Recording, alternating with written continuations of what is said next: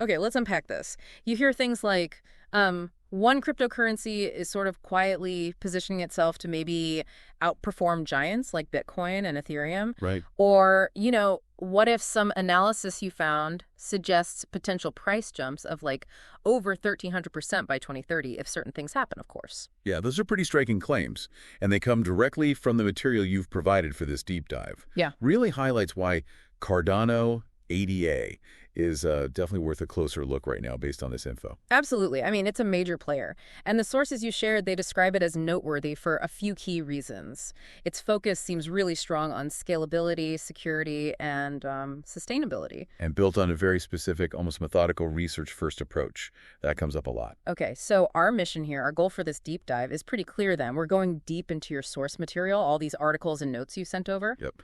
We want to pull out the key insights, understand what makes Cardano unique, at least according to these sources. Why does it seem to be gaining momentum lately, based on this information? And importantly, what are the potential opportunities and, well, the risks too, all strictly from the perspective in these documents you wanted us to look at. Think of it as getting you up to speed quickly, using the exact stuff you flagged as important. Right, and these sources cover quite a bit: the tech, adoption efforts, market position, its history, future potential, even specific price predictions, and those pros and cons of investing. So let's start where the sources do, right? The foundation. What is Cardano? It's often framed as different because of this scientific approach. A key point made is it was the first blockchain built on peer-reviewed academic research. And the founder, Charles Hoskinson, well, he's significant, a co-creator of Ethereum. Okay, that's a strong pedigree. And the sources really stress this. Every single proposed change, every protocol apparently goes through intense scrutiny by scientists, by engineers before it gets implemented. The aim is stability, avoiding those hype-driven mistakes. That methodical process, it really does sound different, especially, compared to projects maybe prioritizing speed above all else. Definitely. And the tech core is this Ouroboros proof-of-stake POS consensus mechanism. Right, Ouroboros, the sources highlight that quite a bit. They do. They describe it as Cardano's unique, mathematically verified way to secure the network, validate transactions, and they really emphasize its energy efficiency. How efficient are we talking? Well, one claim is 400 times more energy efficient than Bitcoin. Wow. Yeah, and another source gave this really interesting comparison. Its staking model secures, I think it was over $15 billion in assets, using less power than just 1,000 U.S. households. Okay, that puts it in perspective. That's remarkably low. And beyond just saving energy, the sources talk about Ouroboros and the POS model being scalable, especially looking ahead to potential Hydra Layer 2 solutions. Hydra, what's that about? So these sources suggest Hydra is like an add-on layer designed specifically for huge transaction speed. Potentially, they're talking over 1 million transactions per second. 1 million, okay. Yeah, potentially. And the network's multi-layered structure separating the sort of accounting layer from the computation layer, that's highlighted too, for boosting security and flexibility. And it's because of these claimed advantages, Ouroboros being faster, cheaper, more efficient than, say, Ethereum's current POS, that the sources mention Cardano often gets tagged as an Ethereum killer. Right? Exactly. That label comes up. But, the path wasn't exactly smooth. The sources are clear on that. Cardano faced, well, intense competition and a good deal of market skepticism. What were the main criticisms? Mostly that perceived slow pace of development, especially compared to faster rivals like Solana or even Ethereum after its own upgrades kicked in. So that methodical approach, kind of a double-edged sword early on. Rigor, yes, but also criticism for being slow. Seems like it. But the sources point to a specific pivotal moment, a real turning point. This was the Basel hard fork in 2023. Basel, right. What impact did that have, according to the material? A big one, apparently. The sources say it's significantly cut transaction fees, boosted speed, and they note it coincided with a noticeable jump in developer activity and market cap.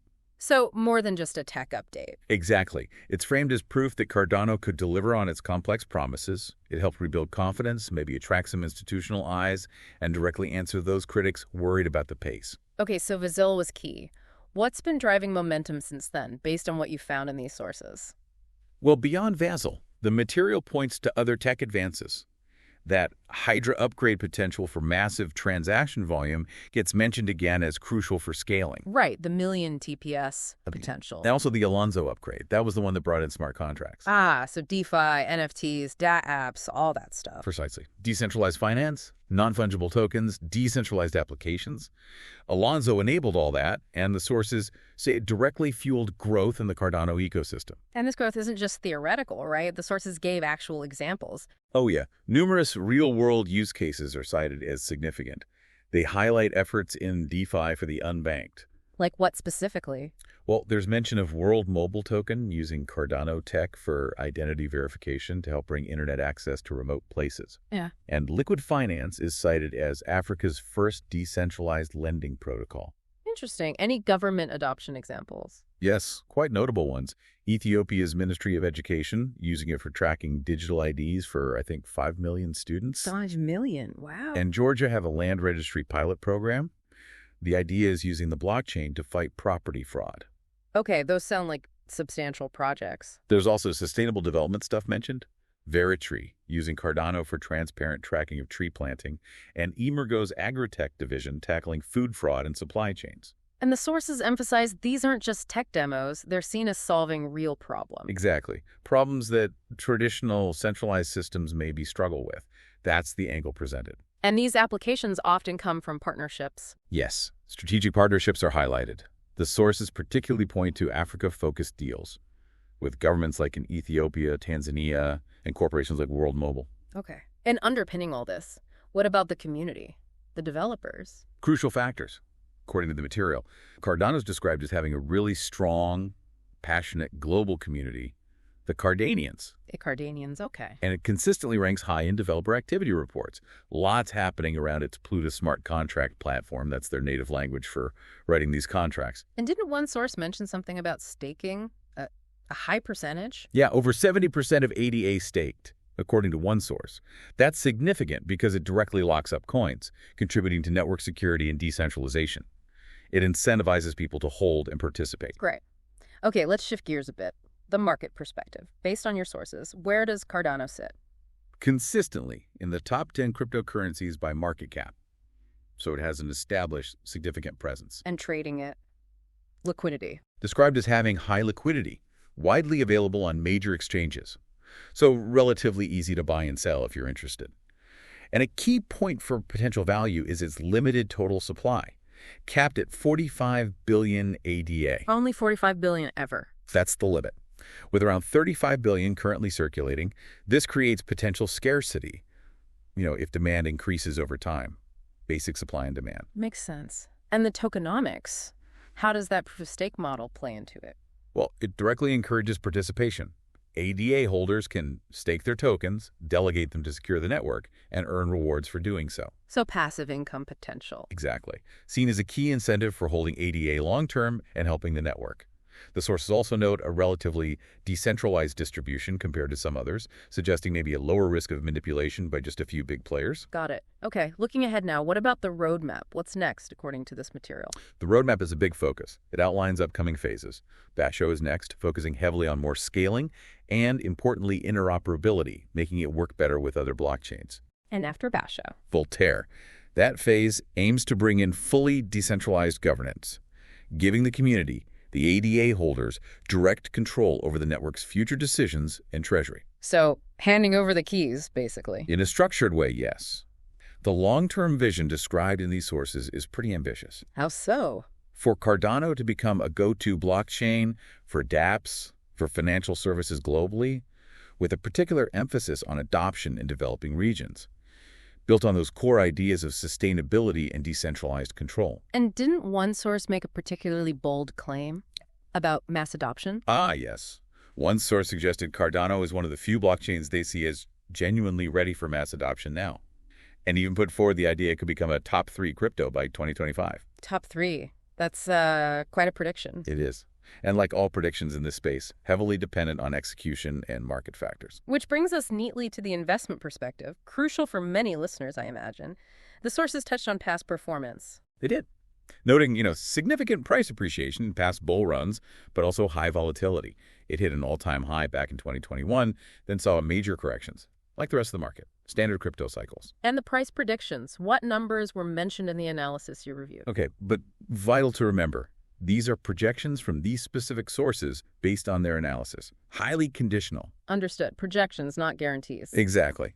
Short term, if milestones like scaling and DApp growth continue, their analysis suggests prices could range from maybe $0.35 up to $0.80. That represented, I think, up to 130% potential gain from recent levels when the analysis was done. Okay. And longer term? Further out, the analysis suggested potential for $1.50 to $3. They calculated that as a potential increase of 275% to over 750%. Quite a range. And the most, let's say, optimistic prediction highlighted, looking way out to 2030, suggested a potential price of $5 or even more. Which would be? Over 1,300% increase from current prices if their specific assumptions play out. Big if, of course. Right. But the sources didn't just focus on potential highs, did they? They laid out pros and cons. Oh, yes. Definitely presented as a balanced view.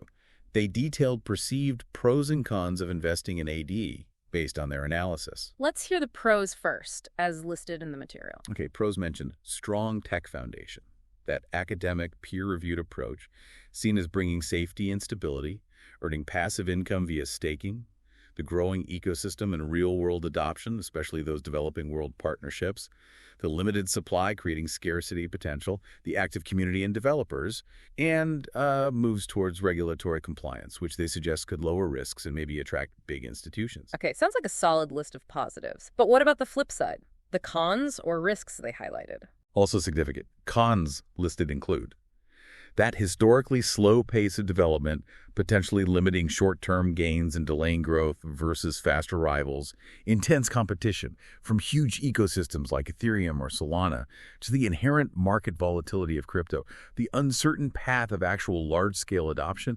These use cases are promising, but still quite early stage. Makes sense. Anything else on the con list? Yes. Potential regulatory risks. The rules are still evolving globally. Success being heavily dependent on actually delivering on that ambitious roadmap delays could really hurt confidence and price. And the ever-present risk in tech. Potential obsolescence if some newer, fundamentally better blockchain tech comes along. So reading between the lines, the source's overall take on investing seems pretty nuanced, not a simple yes or no. Exactly that. They suggest it's a mix. Significant opportunities, yes, but also considerable risks. Strong foundation, the research focus, the real-world applications. Those look promising long-term, according to this analysis. But the challenges, slow pace, historically, fierce competition, volatility, execution risk, those are framed as major factors investors must weigh carefully, especially depending on whether you're looking short-term or thinking long-term. And the key takeaway for navigating all this, according to them? Diligent research, staying consistently informed, which hopefully this deep dive using your material has helped kickstart. Yeah, absolutely. We've covered a lot journeying through this source material. It paints a picture of Cardano as, well, unique, technically rigorous, ambitious, real-world goals. But also facing those big challenges and the wild unpredictability of the whole crypto space. Right. So it leaves us with a final thought for you, the listener, drawn from these perspectives. Considering Cardano's very deliberate, research-driven, perhaps slower approach, how does that stack up against the often breakneck speed, the intense competition, and sometimes, let's face it, the hype-driven nature of the broader crypto market? Which factor, that methodical foundation or the pressures of the fast-moving market, do you think will ultimately be the deciding factor in its long-term success or failure? Something to think about.